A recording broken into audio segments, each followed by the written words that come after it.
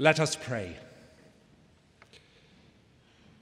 Creator God, source of all beauty, goodness, and knowledge, on this day of celebration, we come with great joy and thanksgiving for the opportunity to push forward the frontiers of learning and understanding through study and research, for the wisdom and encouragement of lecturers, the imagination and enthusiasm of students and staff, and the countless individuals who make this university a place where students and faculty unite to share experience and learning. For family and friends who have supported us in the long journey towards our goals and who share in celebrating our achievements today. Bless those who journey forth from here to their different places and countries of work. May they use their newfound wisdom and skills to discern the truth, to understand the problems of society, to demonstrate patience and compromise in negotiation. May they use the skills of their hands and the knowledge of their minds to offer care and compassion as they nurse the sick and the dying, and provide health education for the welfare of future generations. May their healing hands communicate care and trust as they bring the miracle of new life into the world and offer reassurance to those in distress. May blessing be upon all our graduates.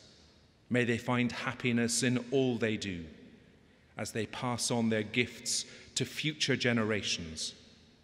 And may the world be enriched by their learning. Amen.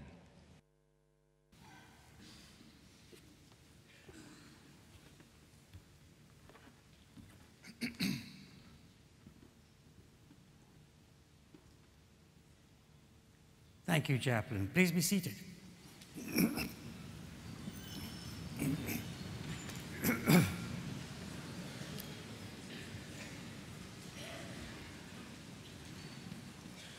Good morning and welcome to this last day of the summer graduations.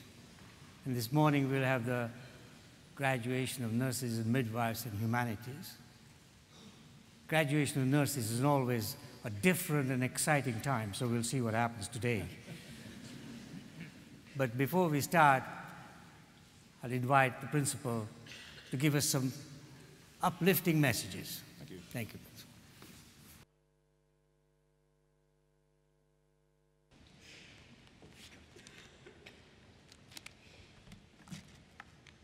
Chancellor, Lord Provost, graduands, honorary graduands, Rector, ladies and gentlemen.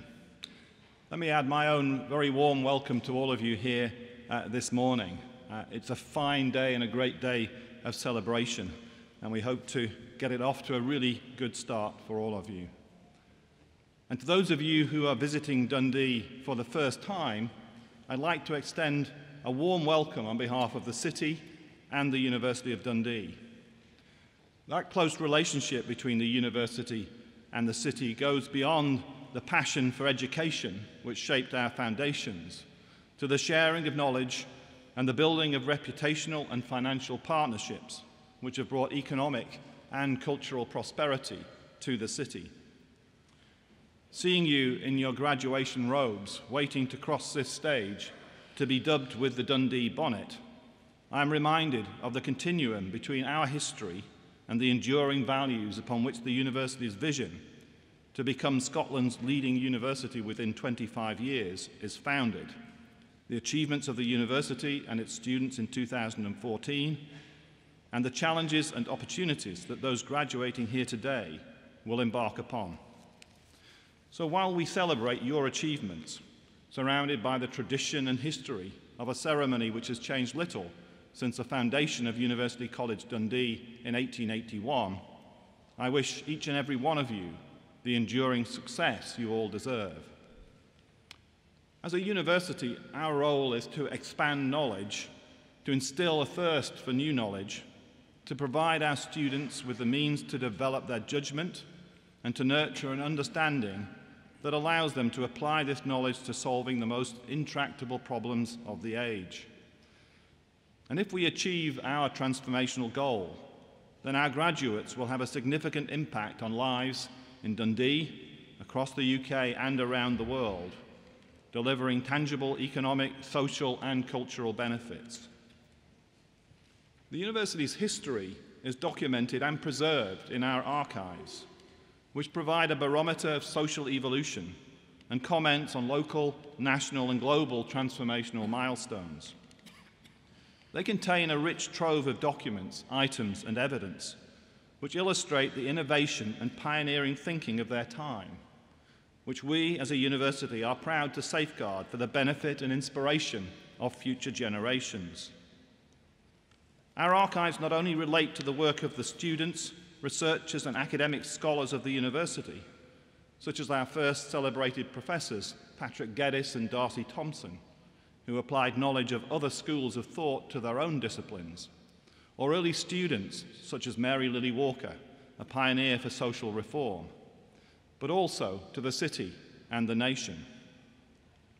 Our archives, in effect, are the university's memory, and this year we remember several important anniversaries. No audience needs reminding that 2014 marks the 100th anniversary of the beginning of a global catastrophe, to borrow from the title of Sir Max Hastings' book about the beginnings of the First World War. During the so-called Great War, Dundee gave an astonishing 63% of its eligible men to the armed forces and had a casualty rate of 15%, one of the highest of any British city. By the end of the war, more than 4,000 Dundee men had given their lives. And what was then University College Dundee saw at least 117 men enlist, 59 students, 30 graduates, and 28 members of staff. And a plaque within the foyer of the University Tower building still pays tribute to the 37 whom we know did not return.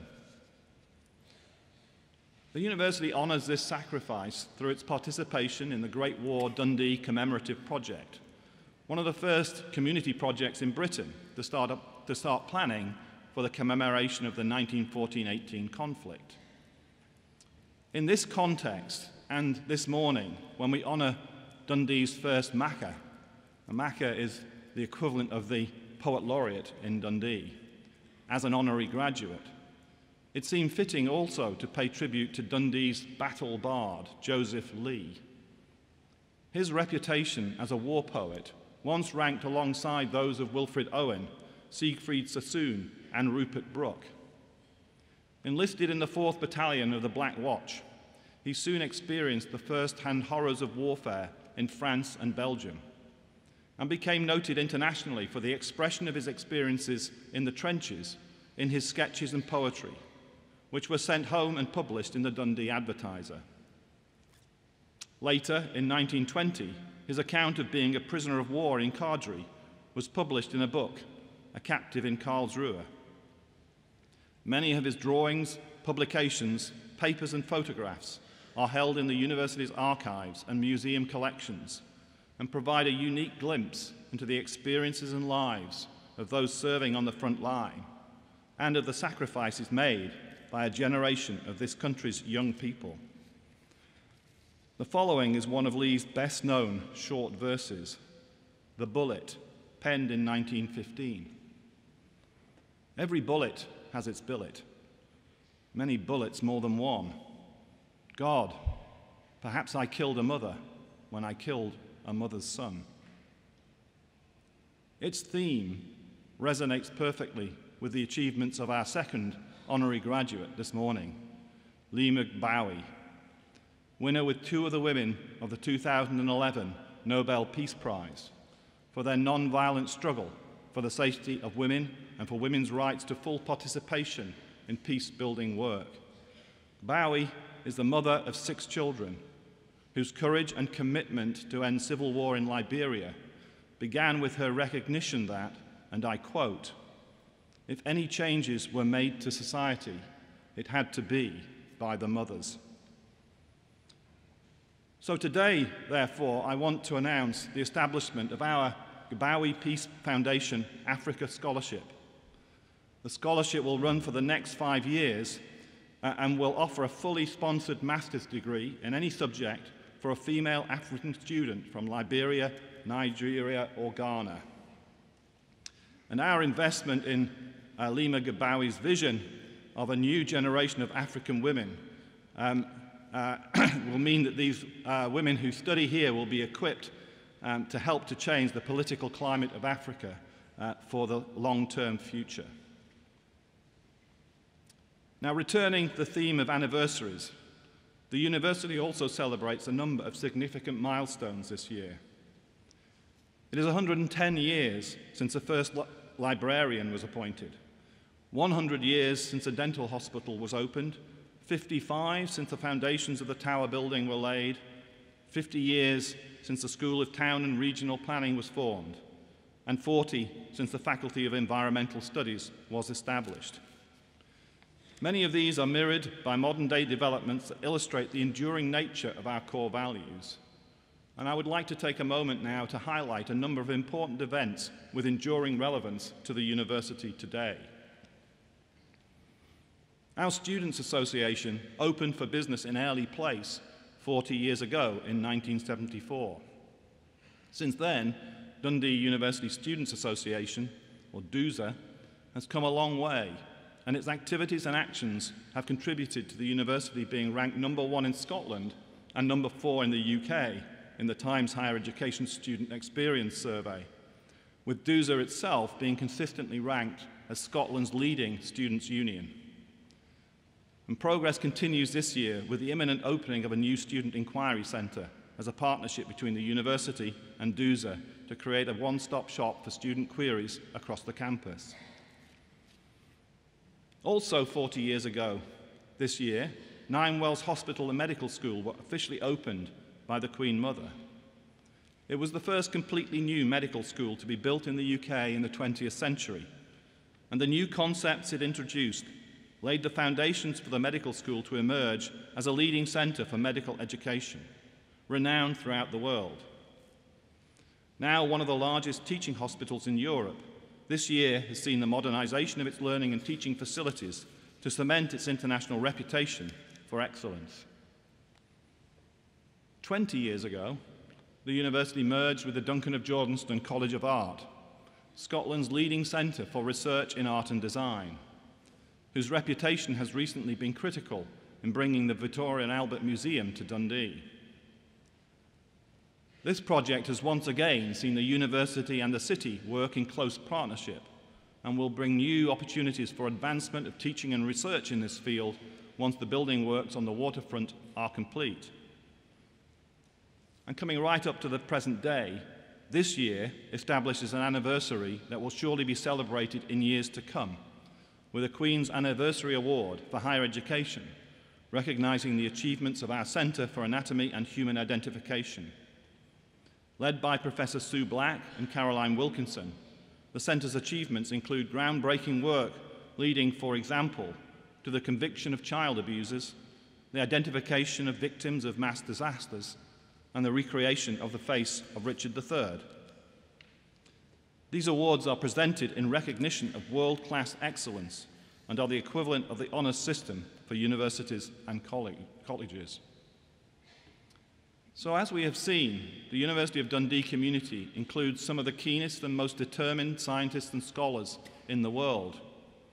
And as graduates, you will remain a part of that university community, carrying with you the university's values, taking your experiences and knowledge, garnered in the lab, the seminar room, the studio, the patient's bedside, or the lecture theatre, into your careers and the wider roles each of you will play in society. So today, I want to encourage you all to take the skills, knowledge and confidence you've gained while studying at the University of Dundee and use them to be ambitious and transformational as you go out into the world and build your own lives and careers. I wish you all well for the future and hope you will continue in your association with the university. taking pride in its success, as I will undoubtedly take pride in the achievements of each and every one of you. Thank you.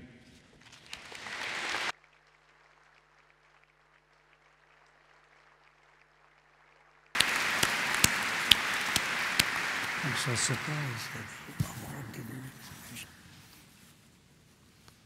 Thank you, Principal. Your mention of the university establishing a scholarship for an African student from Liberia, Ghana, to recognize the work of Rima Bowie was fantastic, and I think it should be applauded.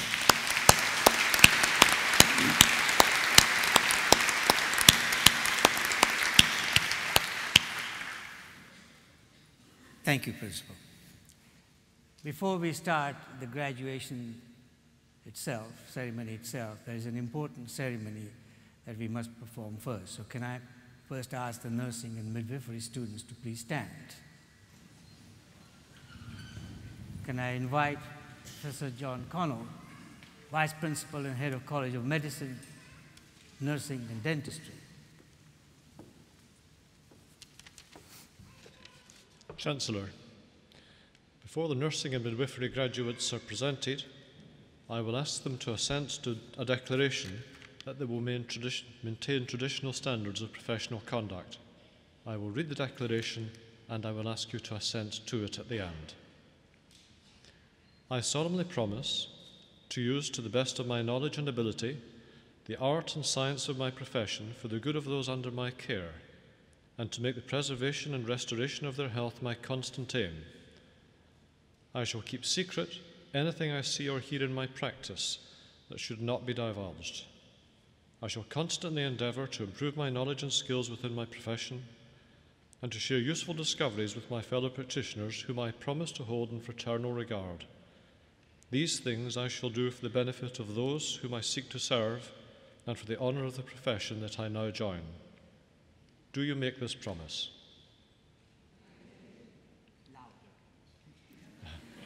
Louder. Thank you. Thank you. Thank you, Professor Cole. Please be seated.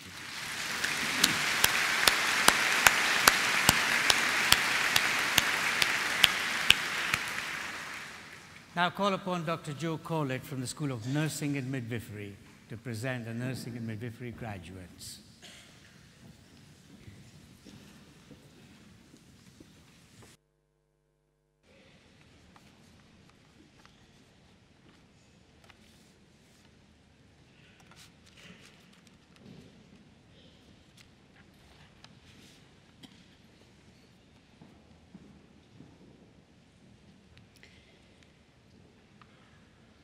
Chancellor, I have the honour to present, for the degree of Bachelor of Science in Midwifery, Lorna Berry.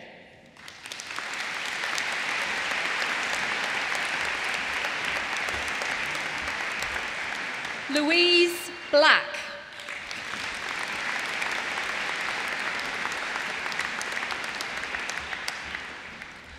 Lauren Finnegan.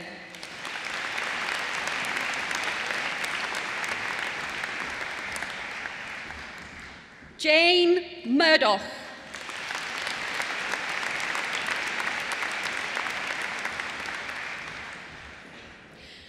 For the Bachelor of Science in Midwifery, Aileen Balburney.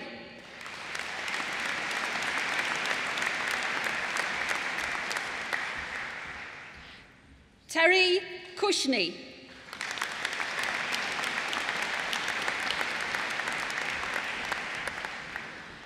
Eileen Downham.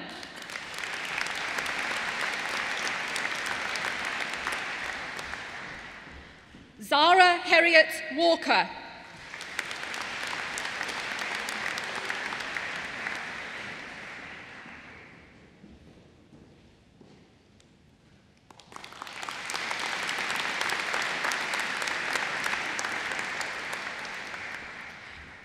Ruth Houston.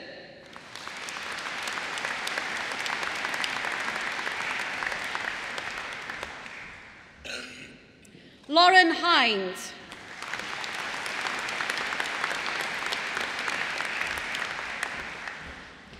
Catherine Jack.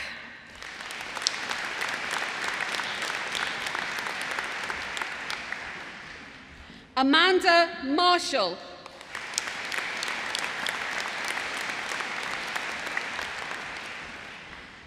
Yvonne McClellan.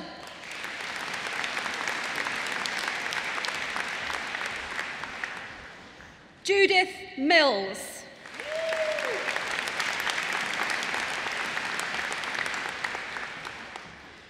Jennifer Murphy.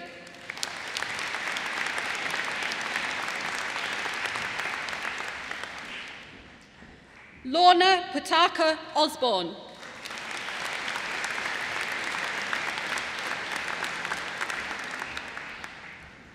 Colin Sayer Field.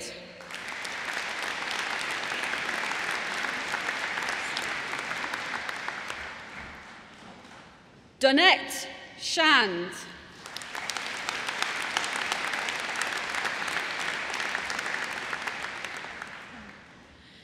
For the degree of Bachelor of Nursing, Stella Waryu.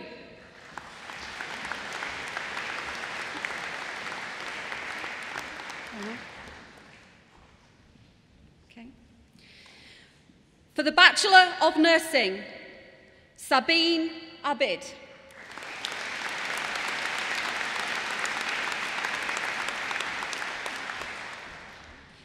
Candy Afriye.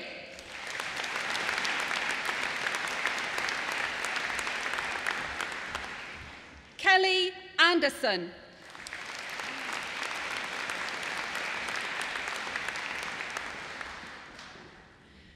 Faye Bennett.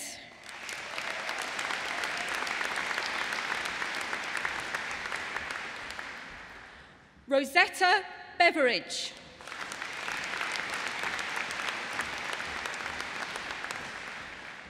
Lisa Cartledge.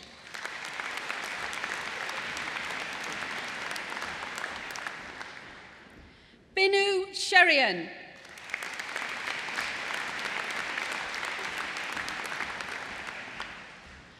Tanya Clark.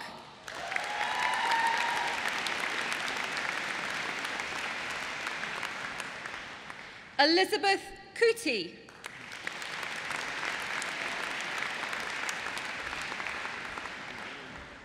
Ashley Dolan.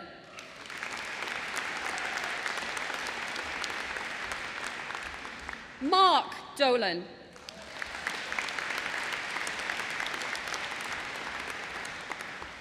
Joanne Ego.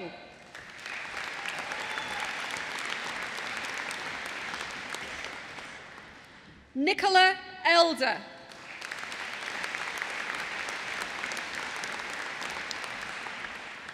Samantha Ellis.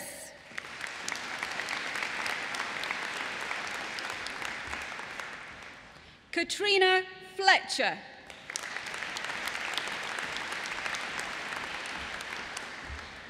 Mary Garcia.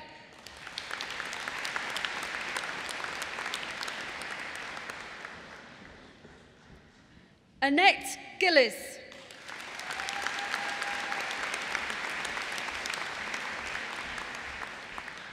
Erin Glass.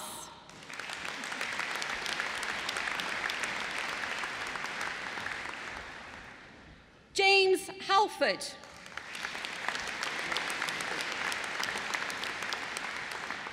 Catherine Harold.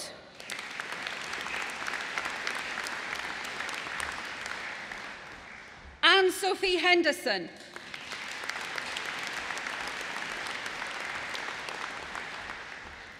Suzanne Henderson.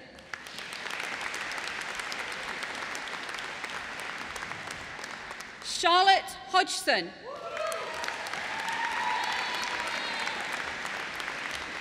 Rachel Horn.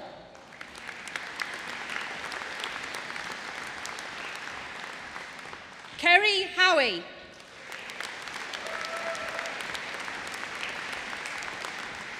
Lisa Hughes.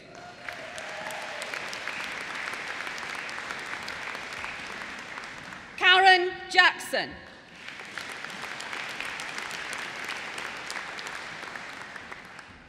Amy Jones.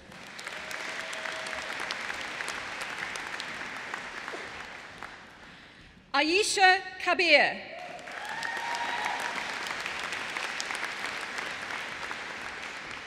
Erica King.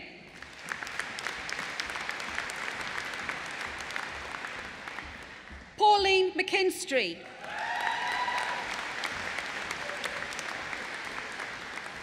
Jaylene McRae.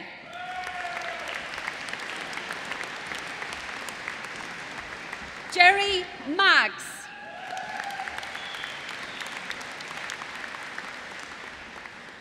Jennifer Malone.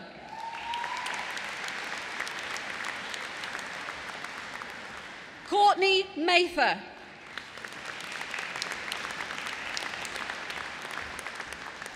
Bethany Maxwell.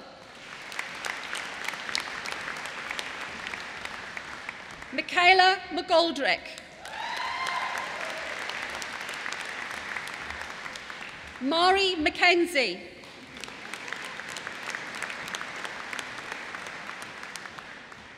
Susan McTavish.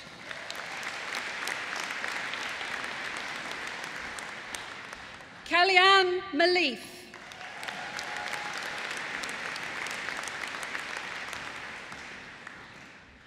Treasure Marith.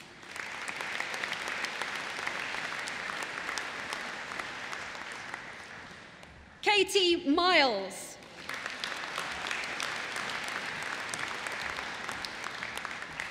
Rebecca Newey.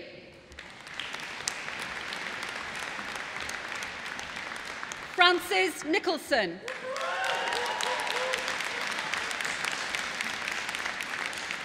Eden O'Connor.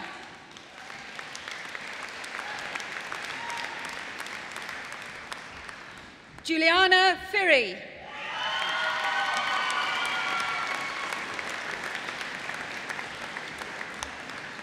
Danielle Riley.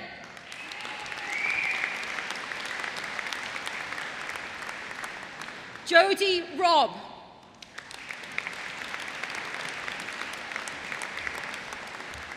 Grant Ross. Vicky Ross.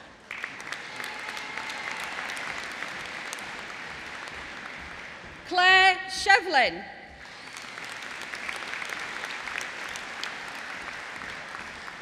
Polly Simpson.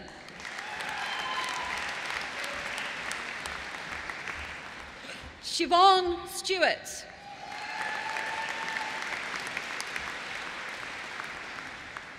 Claire Truswell.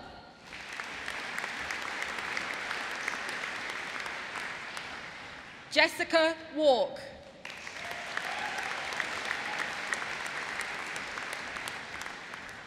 Emma Watson.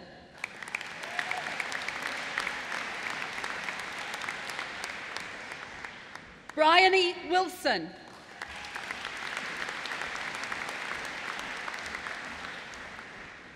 Joanne Wilson.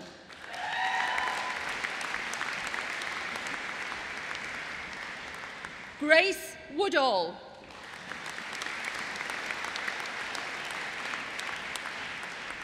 Victoria Yeats.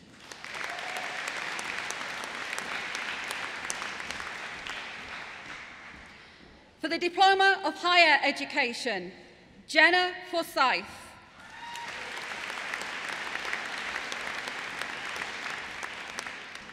Susan Moyer.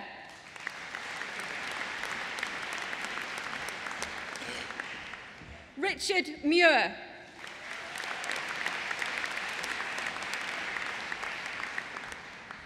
Matthew Smith.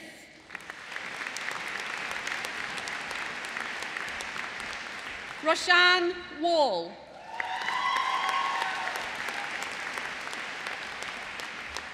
Samantha Wall.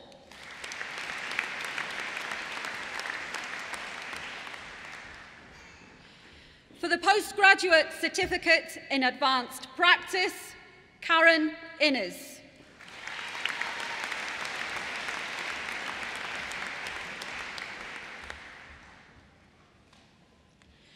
For the Master of Nursing, Bathsheba Momanyi.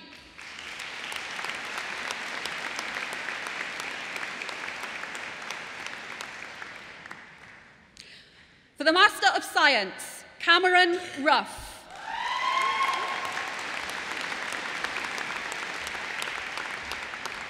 Lynn Sheridan.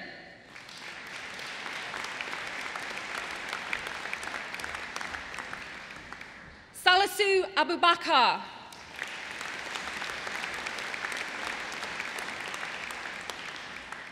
Jacob Brabowski.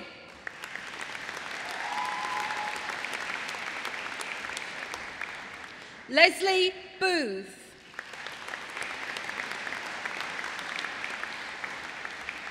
Pamela Galloway.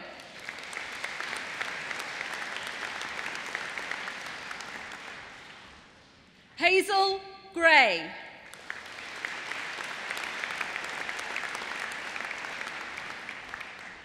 Angela Guild.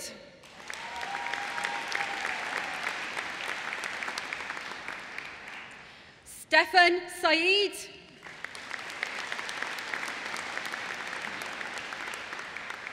Victoria Tully.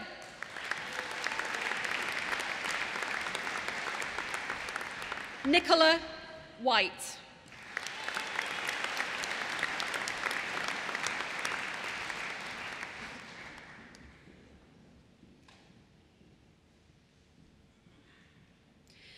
For the degree of Doctor of Philosophy, Gordon McLaren.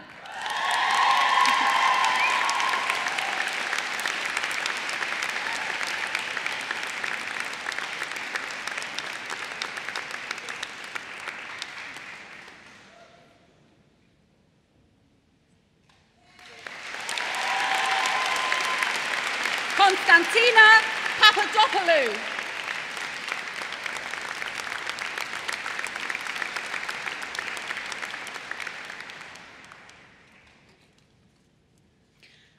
And Sean Russell.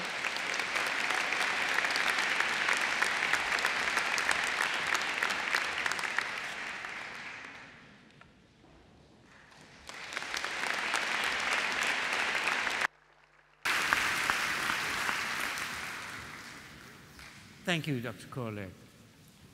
I have the pleasure to ask the Dean of School of Humanities, Professor Finkelstein, to introduce the graduates, please. Looking good.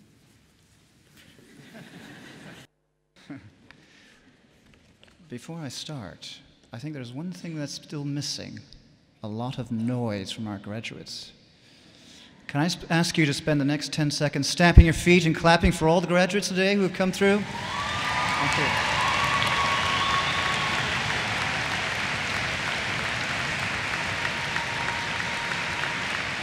That's more like it. Thank you. Chancellor, I have the honor to present for the Master of Arts, First Class Honors, Samantha Best.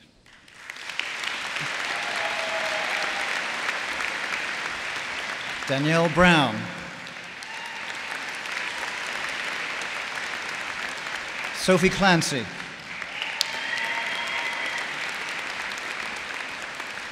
Adam Cuthbert. Barbara Davis.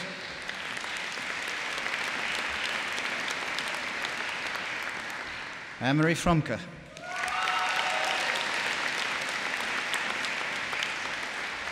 Scott Gallagher.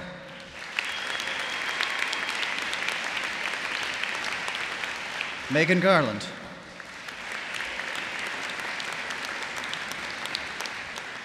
Martha B. Handling.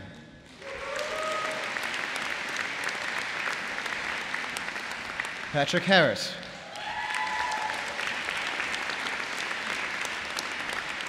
Berneri Hetala.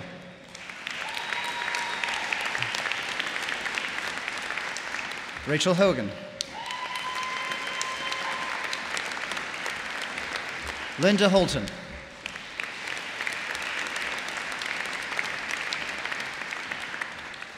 Tristan Hopkins.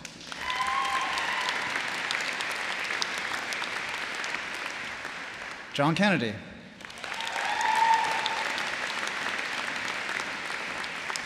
Catherine Carr.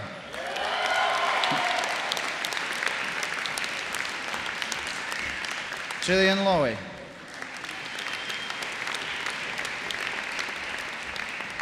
Fiona Lindsay.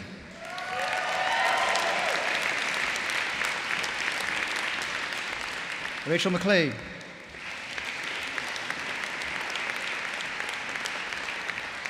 Ruby Malone. Francesca McCabe.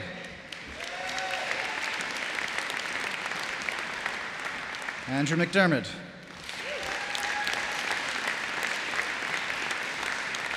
Alexander McDonald.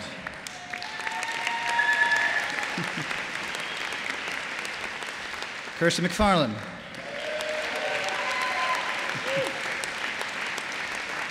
Marty McNichol.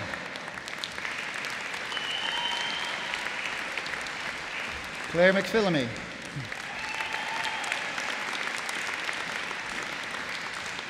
Gemma Milligan.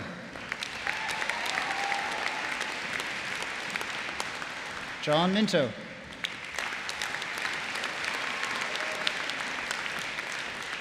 Sean Mowbray.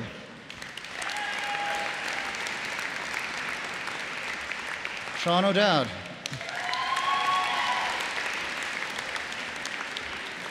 Katarzyna Osmak.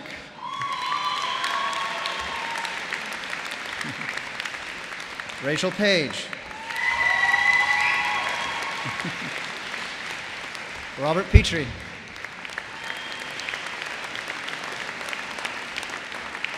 Felix Reimer. Malcolm Triggs.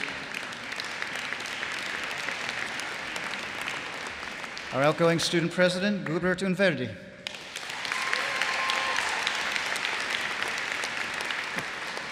Yolana Venenova.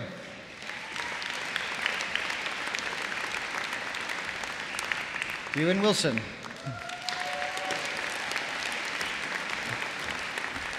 Fiona Wright.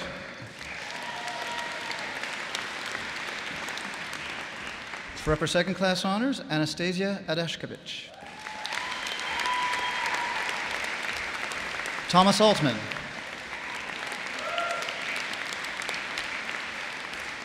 Amy Anderson. Graham Anderson. Rebecca Arnold. Felicity Baker.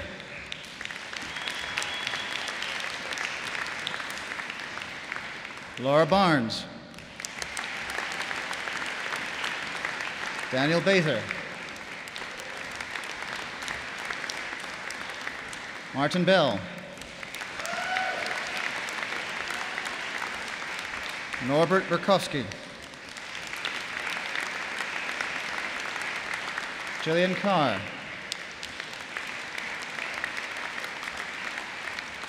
Esther Chimney.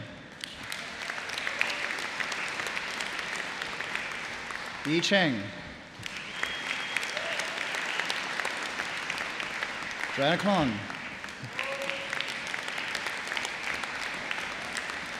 Lorna Clark.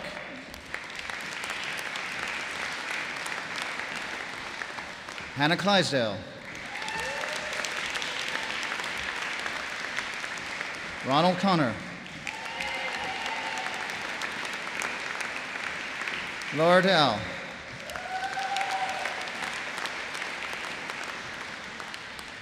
Norman Davison.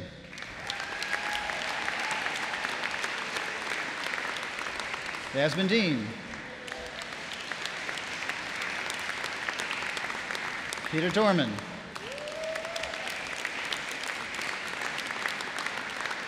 Melissa Dove.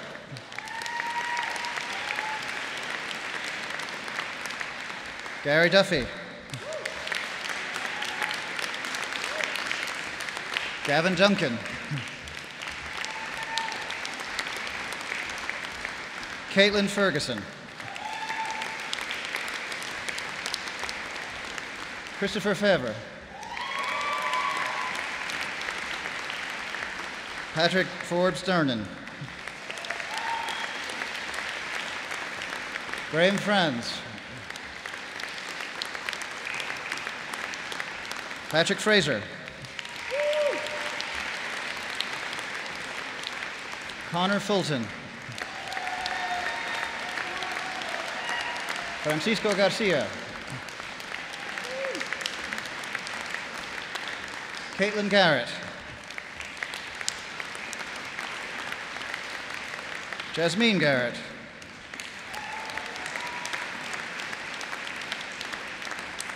Leanne Gold. Michaela Goodlid. Lisa Gutcher.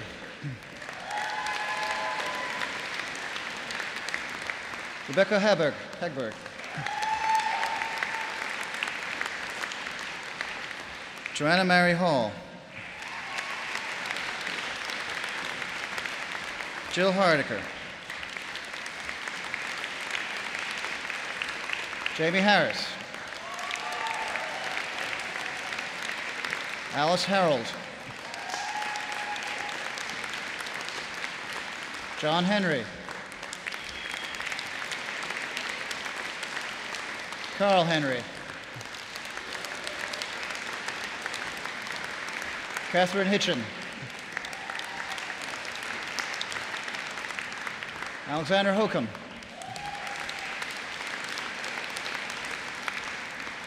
Tanya Hope.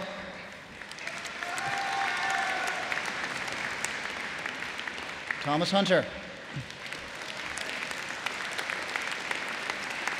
Louise Hurrell.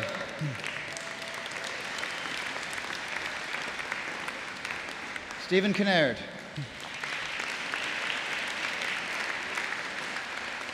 Peter Kirby. Stephanie Kirk.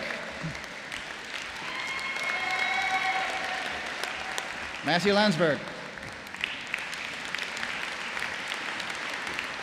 Bianca Langford. Timo Lieberthal. Bethan Lloyd Wiggins. Stephen Love.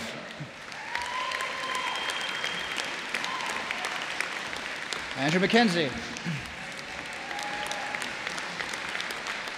Keena Mackenzie Brody. Hamda Madar. Fergus Martin. Hazel Martin. Philip McCann. Colette McDermott. Keir MacDonald. Ewan McIntosh. Marty Mackay. Nicole McSaveny.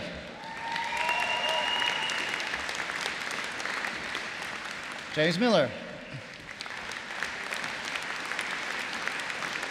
Joanna Miller. Brian E. Milliken. Peter Mitchell. Corin Motion. Katarzyna Nazarovitz. Nina Oksanen. Jamie Ormston. Megan Parkinson. Jack Penn. Magdalena Pencheva. Morgan Pryor. Emma Reiki. Megan Reed. Emma Roberts. Daniel Rocks. Georgia Rodaway. Erna Ross. Emma Ross. Alexina Saryanin. Rebecca Shearer. Matthew Shield. James Simpson. Callum Smith. Rachel Smith. Esther Sumner.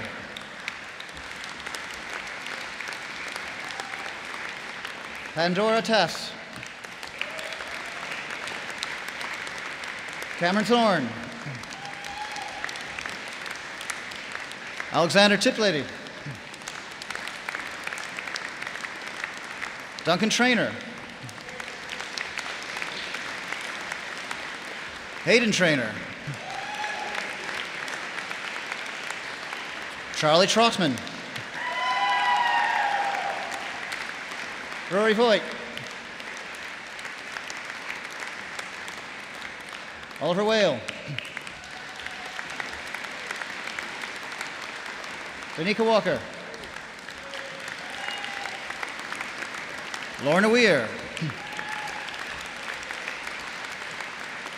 And wait, there's more. Vincent Allen. Rachel Anderson. Sophie Barker. Greg Cameron. Ian Clark. Felicity Clifford. Stephanie Cooney. Daniel Fraser. Robert Cray. Elizabeth Hodgson. Stephanie Ireland.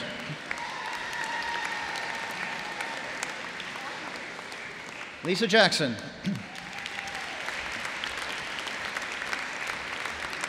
Catherine Jowett.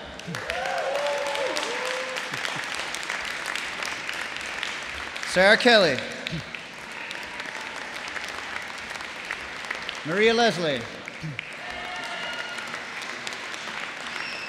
Struan Logan.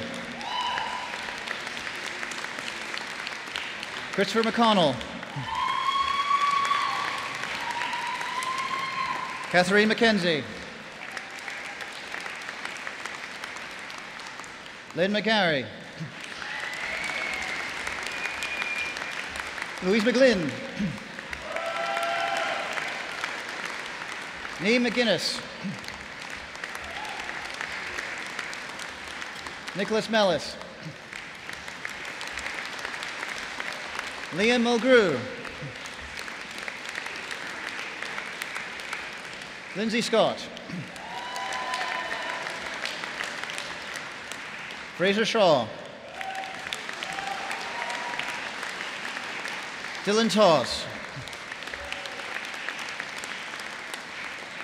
Martin Sroka. No? No. Okay. For Master of Arts? Martin? Okay. Pardon, a little glitch here. Okay. Sorry, I missed a name. Andrew Condon. Condon, sorry. Okay. Martin Sroka.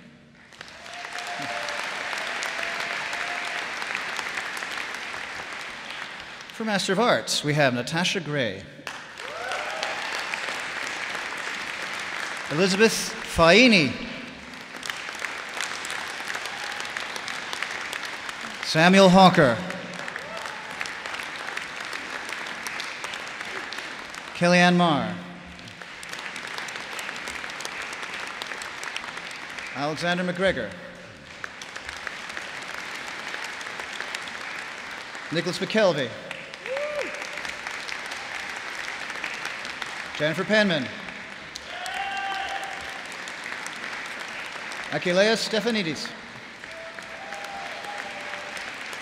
Shelley Townsley. The Diploma of Higher Education, Isabel Swan.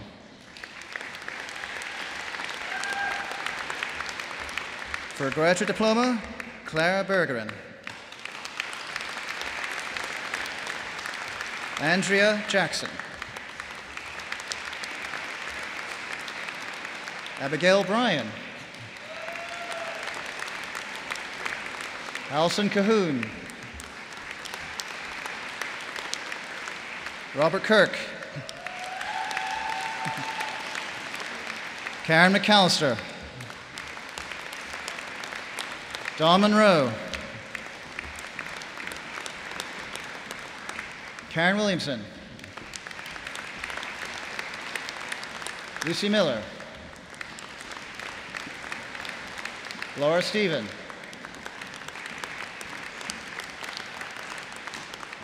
For postgraduate certificate in family and local history, Nancy McMillian. Judith Preston.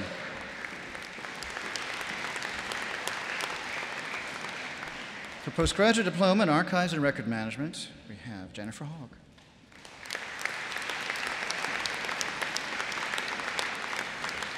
For Master of Letters, we have Kirsten Tate. Sarah Aitken. Charlotte Cuniff. Sarah Harris.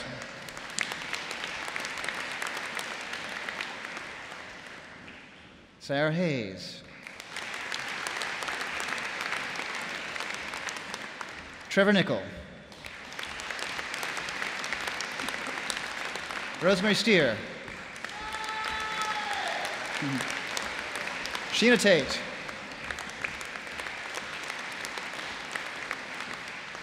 Helen Wallace.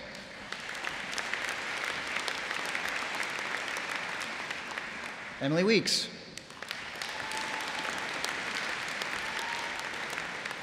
For Master of Science, Hazel Lauder.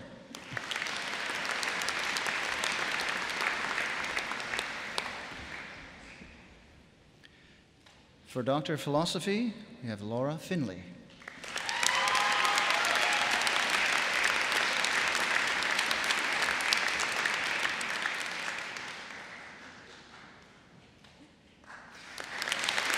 Allison McCall.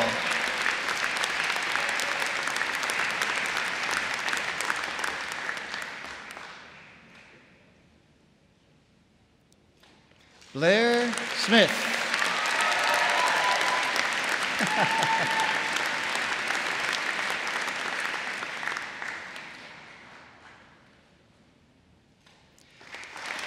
Patricia Watley.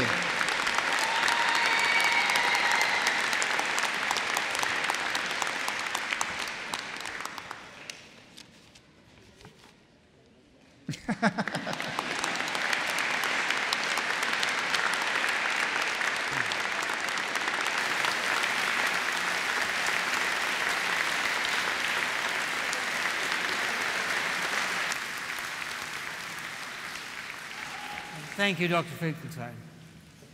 Now, you might wonder why the last Doctor of Philosophy graduate got a hug from me. Well, I'll deny it, whatever you say. But the principal can't. She's a valued member of staff, that's why. Principal.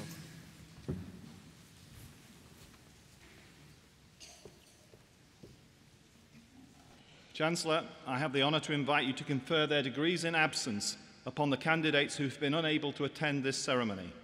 By the authority of the Senate, I confer these degrees.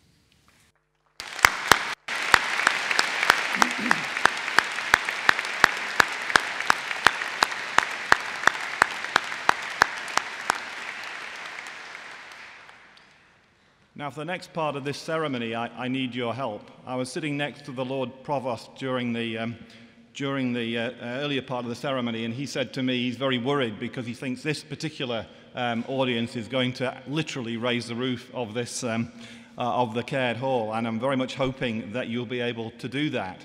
We're not looking for polite applause here as you join together in a sort of collective celebration of your achievements and success. We're looking for a lot more than that. Imagine, if you will, that whatever country you support has just scored the winning goal in the final minute of the World Cup. If you're English, that means you've got to think a little bit further in advance of almost everybody else in the room.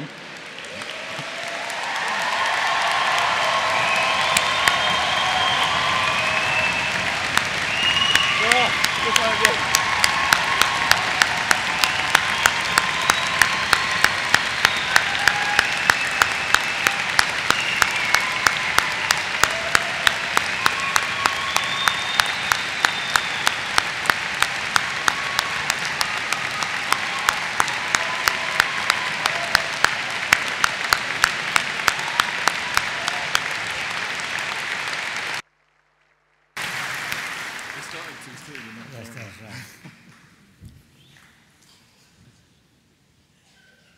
You don't want another try, do you?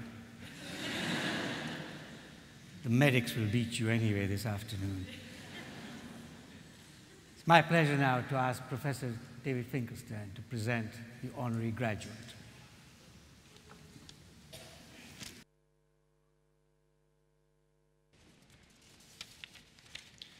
Chancellor, I have the honor to present for the degree of Doctor of Laws, honoris causa, William N. Herbert, or as he's better known, Bill Herbert.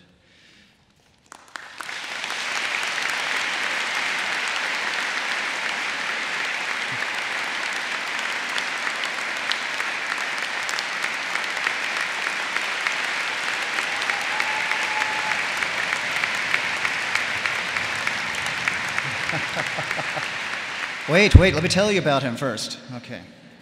You're going to have to stand there for a while, Bill, while I say some nice things about you. Critic, poet, shaper of land, linguistic renewer, maker. These are all words that apply to Bill Herbert. A son of Dundee, born and educated here, Bill, like many Dundonians of note, has taken his experience outwards to the wider world and achieved great things, in his case, in the interlinked world of poetry and the academy. But it is clear that his life and work remain rooted in Dundee, as his appointment in 2013 as Dundee's first Macker or Poet Laureate attests. It's perhaps no accident that he now makes his home in a northern port city, much like Dundee, facing eastwards, based at Newcastle University as Professor of Poetry and Creative Writing. Bill Herbert's engagement with both the written and the living word has manifested itself in various ways. As a student at Oxford, he wrestled with the work of another Macker, Hugh McDermott, producing a DPhil thesis that incisively explored McDermott's use of language to define and construct Scottish identity and helped shape our understanding of McDermott's place in Scottish culture. But not content with critical evaluation, Bill has also made a name for himself in the creative sphere, becoming a renowned poet writing equally fluently in Scots and in English. To date, he has published 7 volumes of poetry, including Dundee Doldrums. If you haven't read it yet, I suggest you do. 4 pamphlets, and published 7 volumes of poetry, and been widely anthologized. His work has been recognized for its outstanding strengths and creativity. He has been shortlisted twice for the prestigious T.S. Eliot Prize for Poetry, twice for the Saltire Society Prize, gained 3 Poetry Book Society recommendations, won 3 Scottish Arts Council awards, and most recently was nominated for the Callum MacDonald Award for Outstanding Examples of Pamphlet Poetry. Bill Herbert has extended his range beyond the printed page, actively engaging in bringing poetry to local people and places.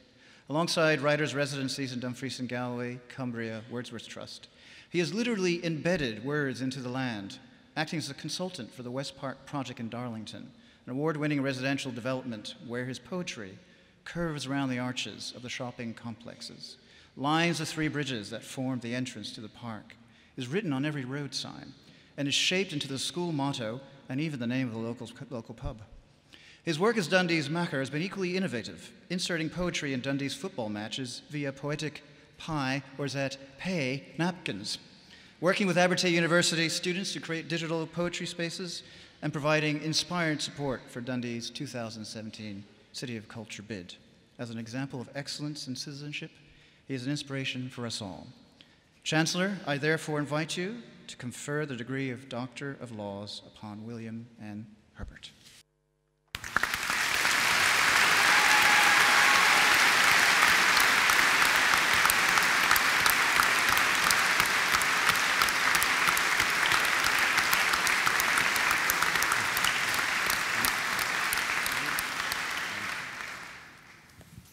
By the authority of the Senate, I confer upon you the degree of Doctor of Laws. Congratulations and welcome.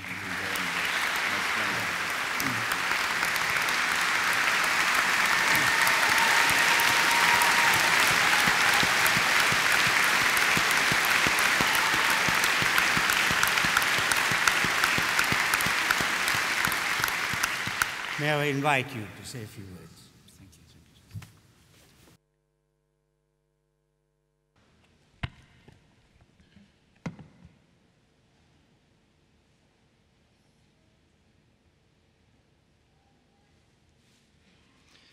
My thanks to the Chancellor, to Professor Finkelstein for his marvellous encomium, and to the University.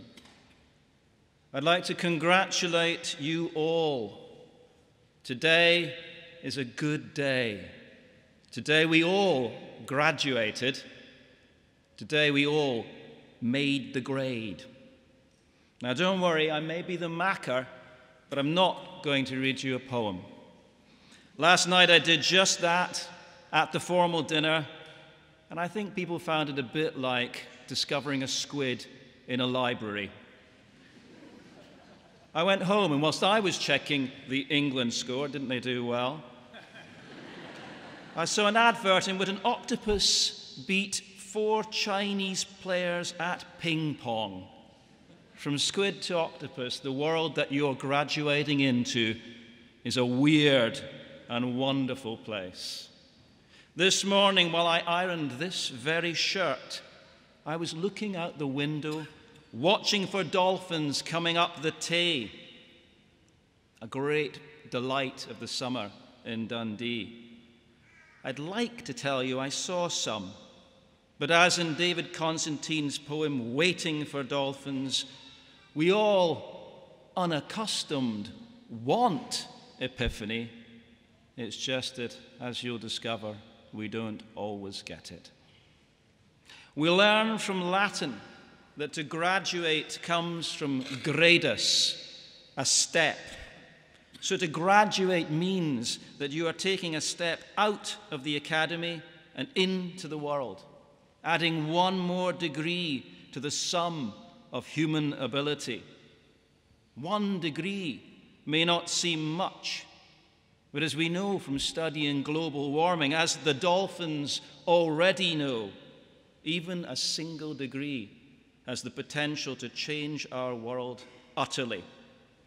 As they say in the ads, steps can go down as well as up, backwards as well as forwards. And you now have the chance to step positively, to step lively, the chance to change things as you have been changed by these years of study. 10 years before most of you were taking your first serious exam, that one called being born, I was receiving my first degree. I was the first in my family to do so, so my family were there, as mostly yours are now, just checking that it was really happening. One of the joys you're feeling now is joy in their joy, that empathy that defines family, that defines community, that I like to think defines Dundee. It is the same empathy you'll need now to engage with others in your careers and your maturity. The world is weird and getting weirder, but it is also wonderful. It is full of epiphanies, and with your help, it could get fuller and fuller of wonder. My father, who was there at my first and indeed my second graduations, is not here today. He died earlier this year, and so I want to dedicate this degree to his memory. As the nurses here today know, part of your maturity will be joyous, and part of it will be suffering. I still remember the nurse saying goodbye to my father just after he died. That was empathy. That was compassion. But no more tears, my dears. I suggest you dedicate part of your degree to those who got you here today, those who are still with you or are with you in spirit. The rest is yours alone. Use your learning. Use your empathy to take you wherever you want to go. Take us along with you in search of dolphins, in search of epiphanies. Take us somewhere weird and wonderful.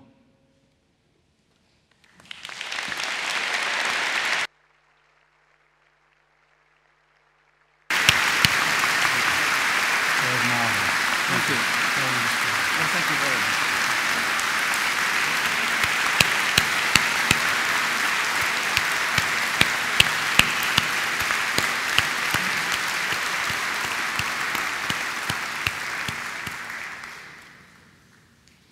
Thank you very much. It is now my pleasure to call Ms. Alison Leslie to introduce the next honorary graduate.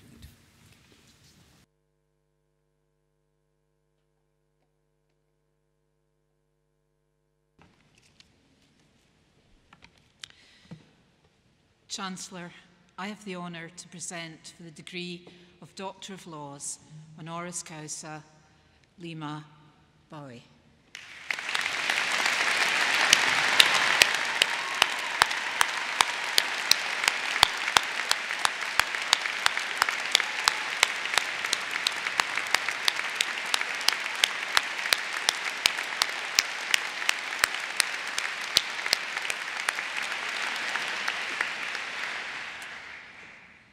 Like all the best stories, this one starts with a piece of cake. A piece of donut craved by a little boy racked with hunger, and his mother heartbroken that she couldn't put food in the mouths of her 4 children, let alone protect them from the horrors of one of the most barbaric civil wars ever to brutalize and destroy a nation. Liberia, Africa's beacon of democracy, a cultured, productive nation, reduced to rubble, its economy, hospitals, schools and shops destroyed by 14 years of conflict. A population a little smaller than Scotland with millions of victims, victims of hunger, victims of violence, traumatized children, adolescents forced into the bloodiest of warfare, women brutalized and raped. This mother, just another victim of war, of domestic abuse. Her family scattered, her early dreams of an education ruined. An abandoned woman, seemingly of no account, with little control over anything in her life. A woman who could not even give her child a piece of donut. This woman, Lima Bowie, however, decides enough is enough. And with the nothing that she has, she sets out to stop a war. She shares her vision with small groups of women, women scavenging for food, women huddling in the ruins of their homes. And they share it with more women who share it with others. And suddenly there are 2,000 women in the capital marching for peace, sitting for peace, for days on end in blistering heat and torrential rain, singing Christian hymns and chanting Muslim prayers together because they've reached across the religious divides and the tribal divides. They risk death, they risk retribution on their families, yet their numbers grow and grow, and the government has to take notice. Lima Bowie becomes a tireless leader of this peace-building movement, protesting by day and through the night organising, strategising, studying, and teaching the peaceful protest activism of Gandhi and Martin Luther King. And then one day, the forgotten Holocaust of the Liberian Civil War catches the attention of the world, because the women of Liberia are going on strike, sex strike. There will be no conjugal relations or benefits for any man who continues to participate in the conflict. From within and outside the nation, influence is brought to bear on the warring factions, and peace talks start. Soon the talks stall, and acts of unspeakable brutality are again perpetrated on women and children across Liberia. Lema Boy and her colleagues journey hundreds of miles to the hotel where the talks are taking place. With nothing but the clothes they stand up in, they surround the hotel and stay there for weeks. When the talks start to break up, they move into the building, surround the meeting room, and allow no delegates out and no food or water in until a settlement is reached. In due course, peace finally comes to Liberia. For her role in ending the war in Liberia, her work to ensure a safe future for women and children, and for achieving the full participation of women in peace building in Liberia, Lema Boy was awarded the Nobel Peace Prize in 2011. She now works tirelessly promoting the cause of education for girls and women in Africa. Lema Boy is a woman of faith, a faith which tells the story of a boy who gave just 5 loaves and 2 fishes that fed a multitude. The problem was seemingly insurmountable, and he had very little, but he turned up and he gave everything that he had. Lema Boy reminds us that it is turning up that matters, that what we have or do not have is less important than what we do with it. She is a living example of what can happen when a single parent living in fear and desperation, a woman with nothing, looks beyond her circumstances and gives her all. Who knows what she yet might accomplish, this inspirational woman with a heart as big as Africa. Chancellor, I invite you to confer upon Lema Boy the degree of Doctor of Laws.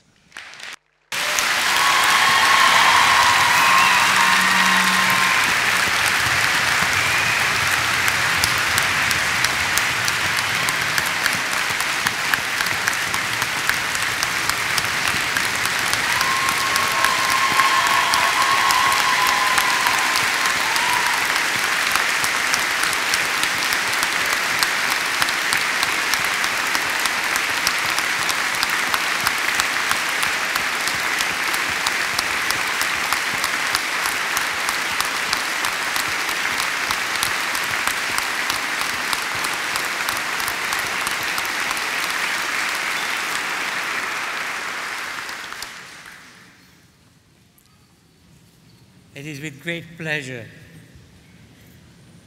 and honor and the authority of the Senate that I confer upon you the degree of Doctor of Laws of University of Dundee. Congratulations and welcome. Can I get a hug from you, too? I'm going to say something.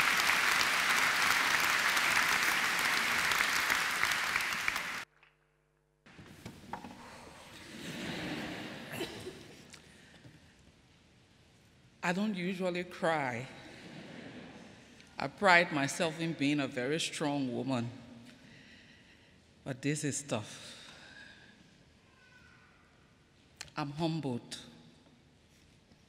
I'm honored, and I give all praise and glory to God. I'd like to dedicate this award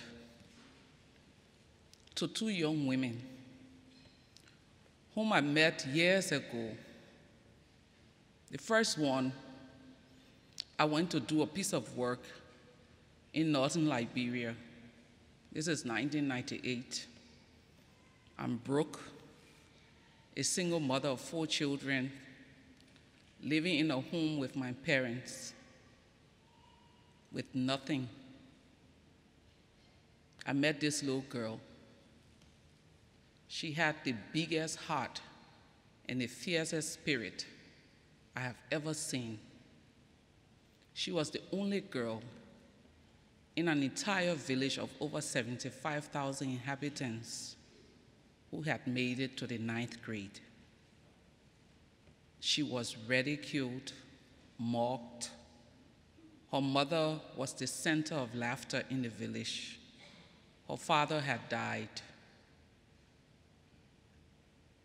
And I stayed in their house for 2 weeks doing my work. And for 2 weeks, I sat with her at night and listened to her dreams of graduating as a nurse and taking care of her mother and coming back to inspire the girls in the village. When it was time for me to leave, her mother begged me to take her with me, saying, "You are our hope." I thought about my life, living with my father, who persistently reminded me that I was nothing good but a baby manufacturing place. I thought about sleeping in one room with 4 children and adding 1 more girl. And I told the mother no. I went to another village thereafter and met a little girl. She was a child of the village. And she became my ward as I worked for 2 weeks in that village. I bought her slippers, gave her her first doll, would give her a bath because before I went there and when I got there, she only walked around the village with her underwear. When it was time for me to leave after 2 weeks, she hung on to me. "Don't leave me here, take me." I thought about 4 children living in one room, my same circumstance, and said no. Months later, those 2 communities fell into some of the worst fighting Liberia had seen. Till this day, I have no clue of whatever happened to those 2 girls. The guilt, the shame, has led me on a journey to fight for and speak for women in places I have no business doing so. It's gotten me into many troubles. I'm not a welcome guest in many places, but I don't mind because the stories of success at the end of the day is always a good story.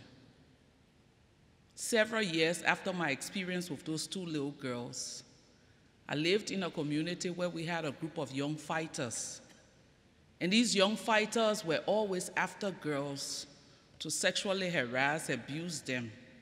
There were 5 little girls in that community that I would see huddled together. I engaged them, and I became their protector in the face of guns, drugs, emboldened youth, and many other vices.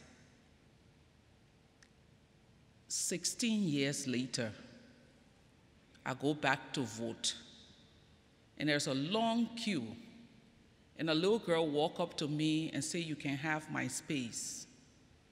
And then some guy say, "But then you can stand next to her." She still glances at me and smiles. And I'm wondering, where do I know this child from? And she said, "Auntie, you don't remember me. I'm one of those 5 girls that you used to take in your community and tell us about life and the importance of education every week. I just want to tell you, I finished high school, I'm in college, and I don't have a baby yet."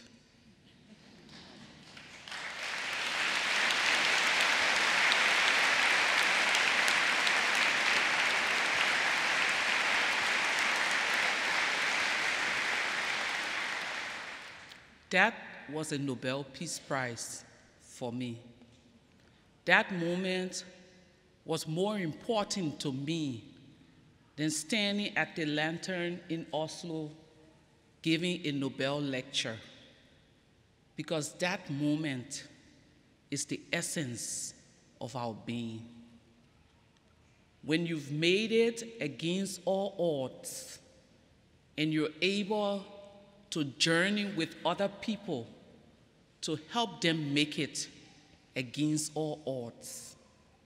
Dr. Martin Luther King once said, "An individual has not begun to live until he rises above the narrow confines of his individualistic concerns to the broader concerns of humanity."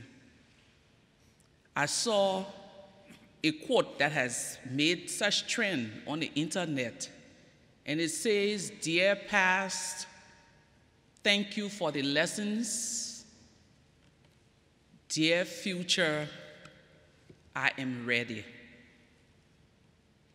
The questions that I want to leave you all with today, as you're ready to embrace the future, how prepared are you to stand up to the many vices that the previous speaker talked about, the weird world?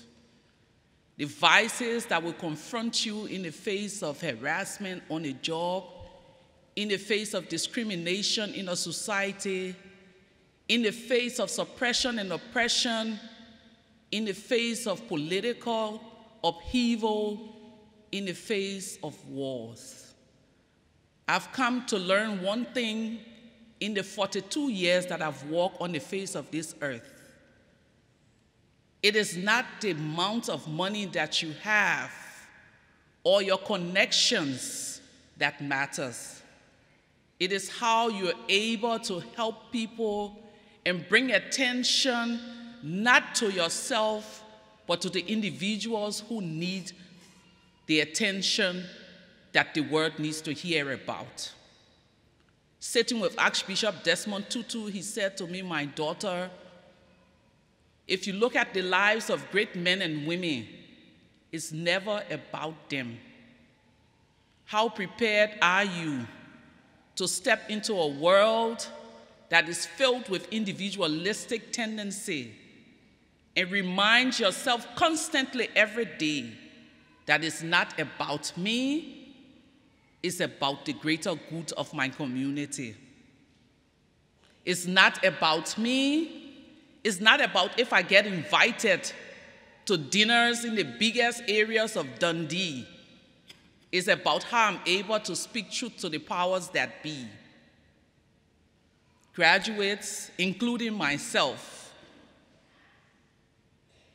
you have the lessons from the past, and we all say we're ready for the future.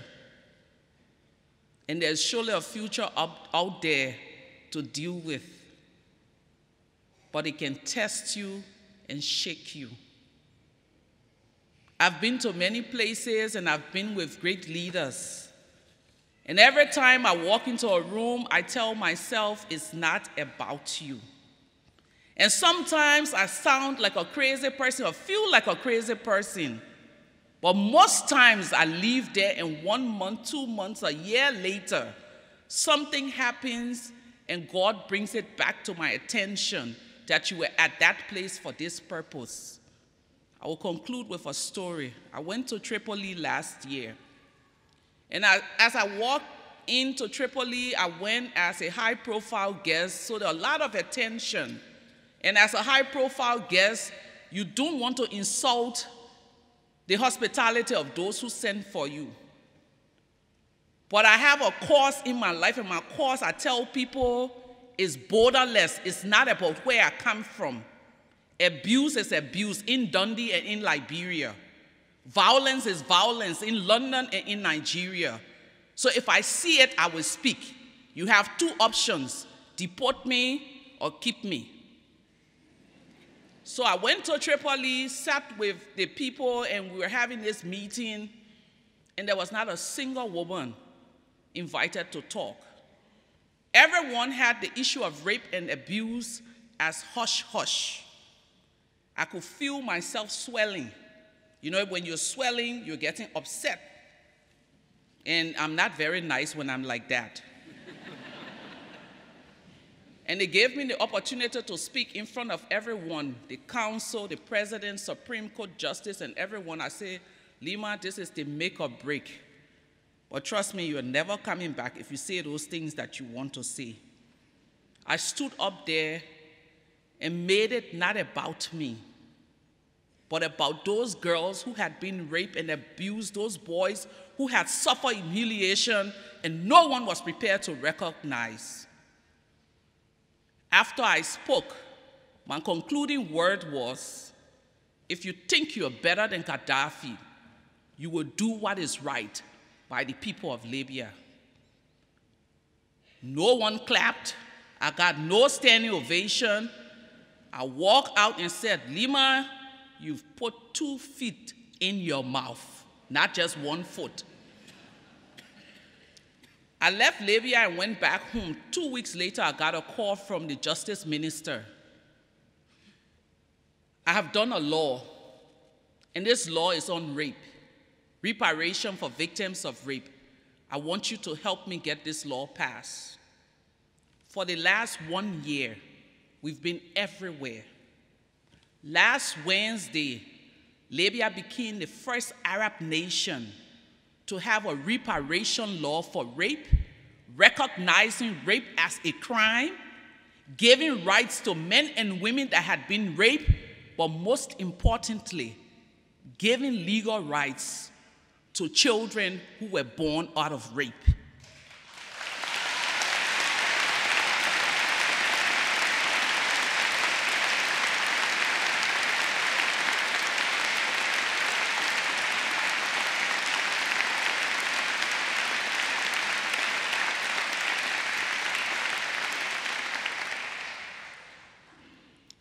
I've learned from leaving those 2 girls back that in order to make impact in this world, you have to take yourself out of the equation and see the bigger picture. As you go out, as we go out, let's take ourselves out of the bigger picture and let's turn this upside-down world upright. Thank you for the honor.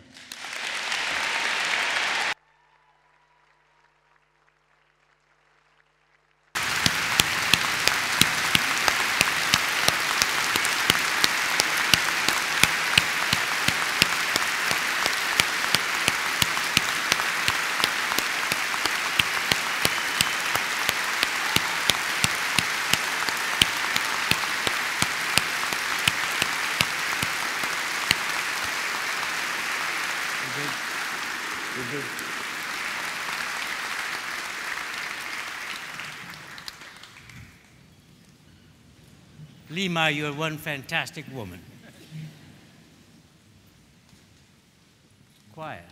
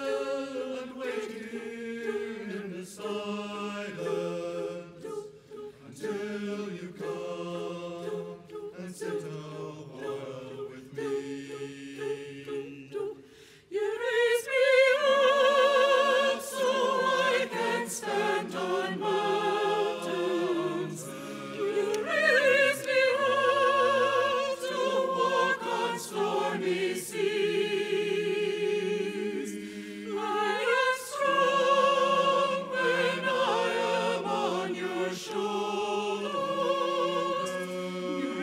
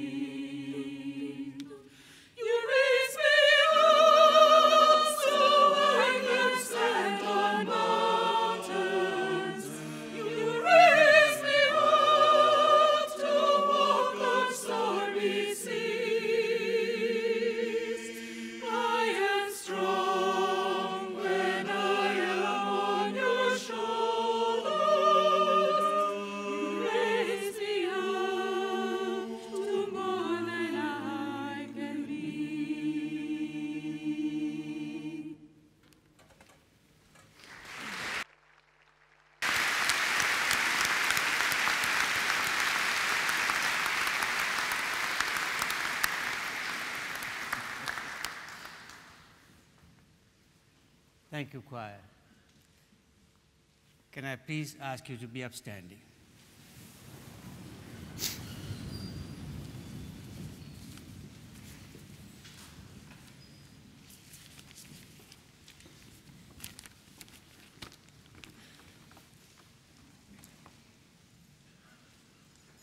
I declare this academic ceremony closed.